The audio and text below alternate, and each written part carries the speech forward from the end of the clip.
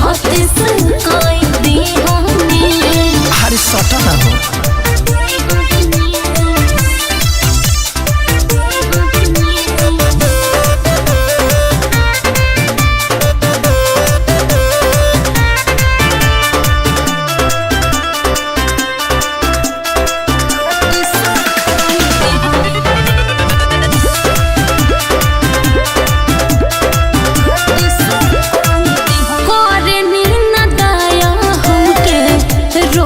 रोज खटावे नी काहे खातिर सैया जी सतावे नी। हरी इतना दिक्कत बका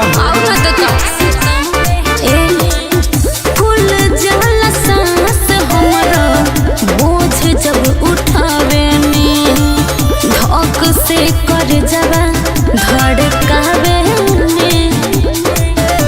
कपार तो नीला गोता भारी ये धनी भारी ये धनी यार भारी ये धनी अब प्यार वाला मोल हम लगा द तू तनी लगा द तू तनी हो लगा द तू तनी। गोते गोते लोग में आके किसी कोई नहीं होने का हुए गोते गोते लोग में आके किसी कोई नहीं होने। इनका बदतमीजी है का हुए हो मुझे तीस रहे कमरिया बोला मुझे तीस रहे कमरिया छुके छत्तीस कोई दीवानी राजा जी तीस रहे कमरिया छुके छत्तीस कोई दीवानी।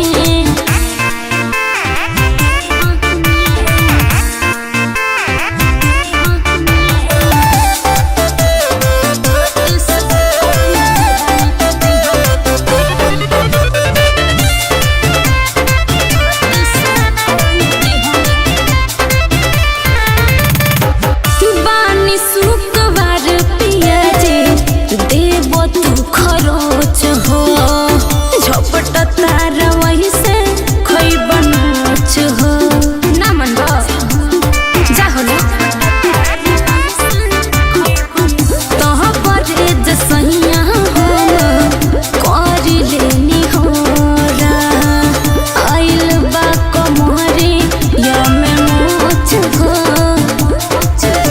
भमंडा से मांग के ला दे हम तेल लगही बु कमर में दर्द ले बुझेल आ चमके कोइल जाई प्यारे वाला खेल मोहब्बत के पटरी पर तेज चली रे। तनिका पूरा बदन में तीस दे दी होने तनिका पूरा बदन में तीस दे दी होने। बलम जी तीस रहे कमरिया